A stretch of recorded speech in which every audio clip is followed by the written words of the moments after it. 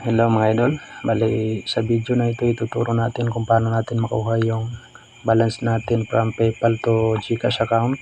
Bali ito, i-open lang natin ang ating PayPal. So ayan.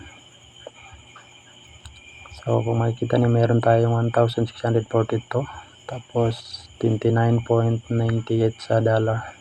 Bali ito yung kunan natin mga idol, i-transfer natin sa GCash. Pero bago yan, close muna natin to.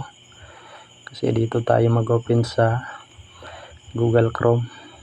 So click lang natin. Bali dito sa Google Chrome, i-search lang natin ang paypal.com.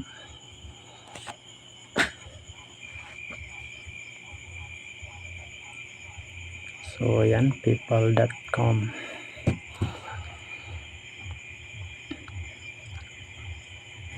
Tapos click lang natin yung login. Bali yung login natin pala dito mga idol ay ang ating Gmail account. Ayan. So nakalagin na tayo. Scroll down natin mga idol. So ito, kung makikita nyo dito na tayo. Yung balance natin 1,642.80. Tapos sa US dollar natin. So i-click lang nitong tatlong dot. Tapos manage currencies. Click lang natin. So ito, dito na tayo. Click lang natin pababa.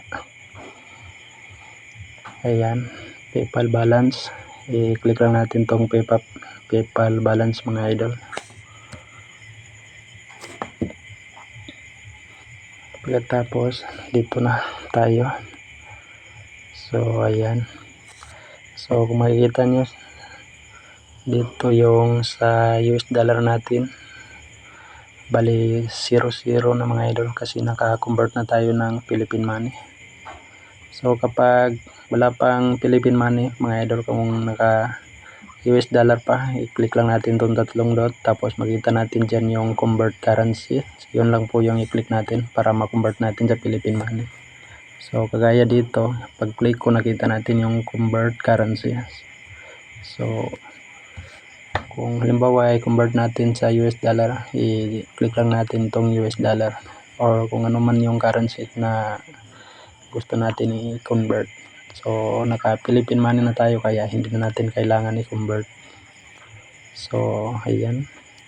So okay na to mga idol kasi naka-convert naman. So i-close natin. Bali dito i-open natin ang ating GCash account. So ayan, hintay lang natin na mag-loading mga idol. So sana nasundan ito mga idol. So ito, kung makikita nyo meron tayong 1,757.94.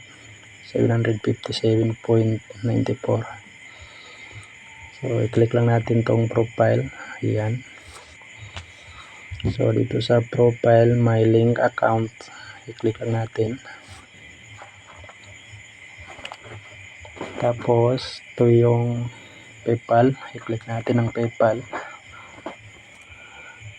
Link account, i-click natin.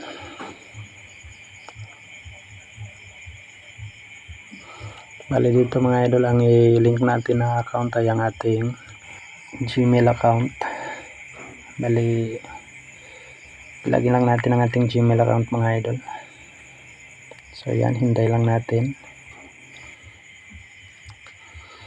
Scroll down. Tapos agree and connect, i-click lang natin.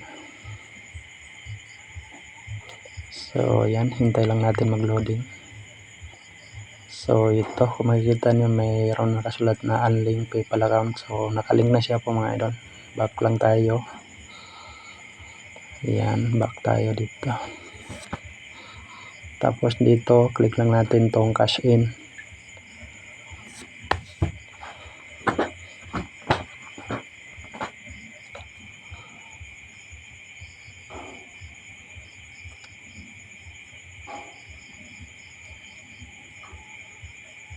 Tapos dito i-search lang natin yung PayPal.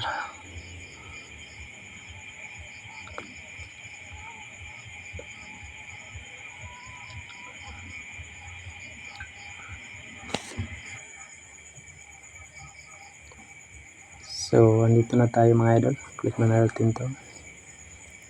So, ayan. Makikita nyo, andito na tayo. Bali, yung balance natin, 1,642. So, dito sa enter amount, isulat lang natin kung magkano yung kunin natin.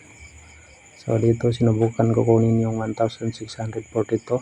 Pero hindi po natin makuha kasi meron siyang ano yan, service fee na 16.42. So ang kinuha natin ay 1,600 na lang.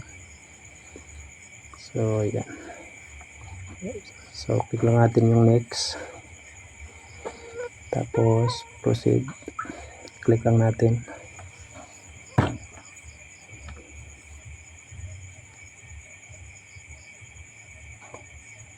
So ayan, okay na mga idol. So nakasulat dito, kindly wait up to 24 hours for your transaction to complete. So kailangan natin hintayin ng 24 hours, pero pag back natin mga idol, nakita natin na pumasok din agad. So from 4,000 plus naging 6,000 na mga idol. So ganoon lang kadali mga idol.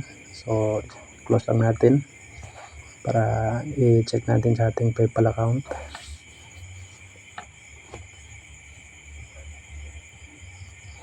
So ayan, 26.80 na lang mga idol. So successful ang ating transfer mga idol. So ayun lang mga idol, pa-like and share po, pa-subscribe na rin. Maraming salamat.